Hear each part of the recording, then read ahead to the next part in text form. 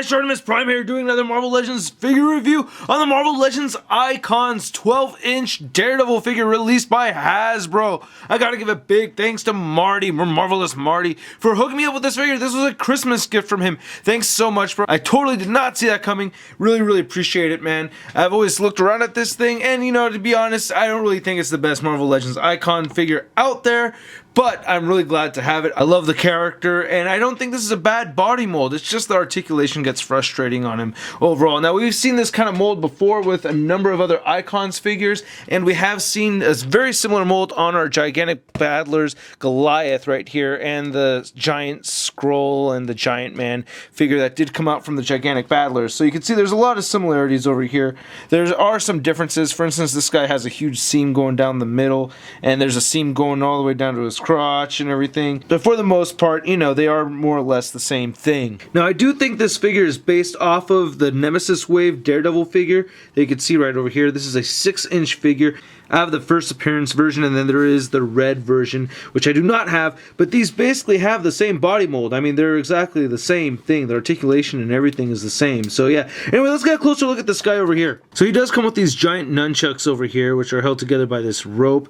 They are very white. They do have some markings on them, as you can clearly see, and they do fit into his right hand, so you can just slip them into his right hand like so.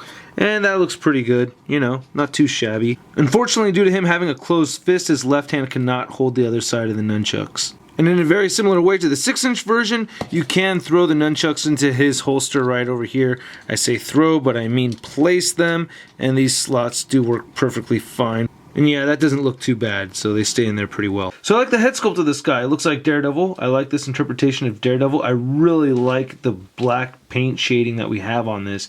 It looks really cool. You can see the red, how it mixes in there, and I don't know, I just think it's a great look, man. Flesh tone isn't too bad. The mouth sculpt came out pretty good and everything. I really like how you can see the ears coming through the mask. You can see some wrinkles sculpted in the top of his head over here too, which looks pretty good. So I like the head sculpt. The rest of the body of the figure looks pretty nice. A lot of nice wrinkles in here. Again, a pretty consistent black wash going mixed in here with the red. I think it's really cool. The DD is sculpted on there.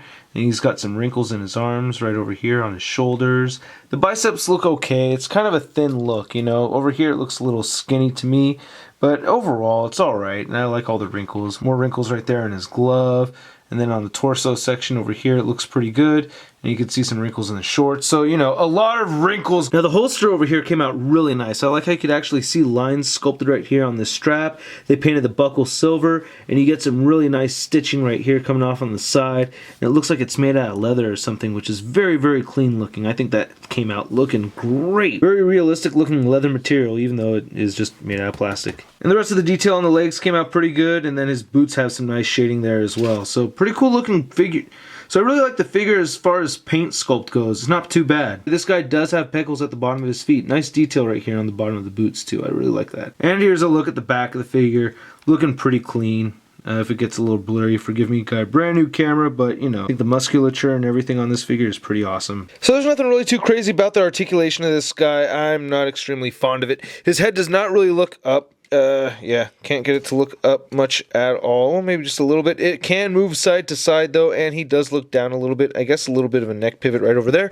He does have ball jointed shoulders that move outward that much, or all the way up, and they can rotate all the way forward. He has a bicep swivel, double jointed elbows. He does have wrist articulation, and his wrists can move up and down. Now, this is very frustrating over here is his ab crunch.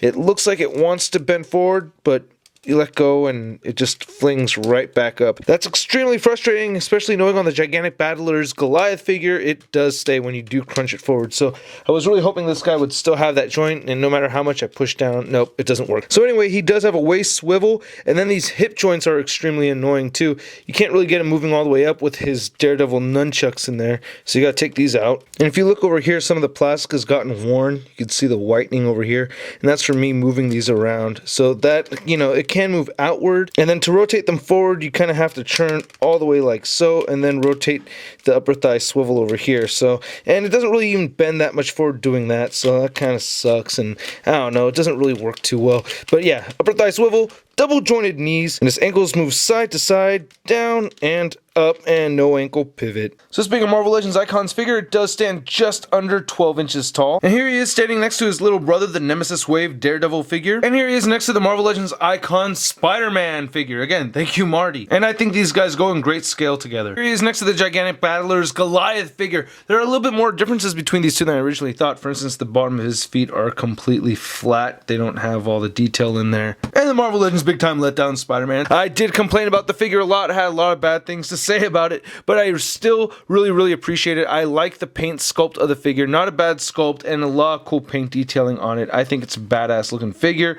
so I will have it displayed. I appreciate it, man. And I hope you guys liked the video. If you did, please hit the like button, leave a comment, and subscribe. I'll catch you guys later. Peace.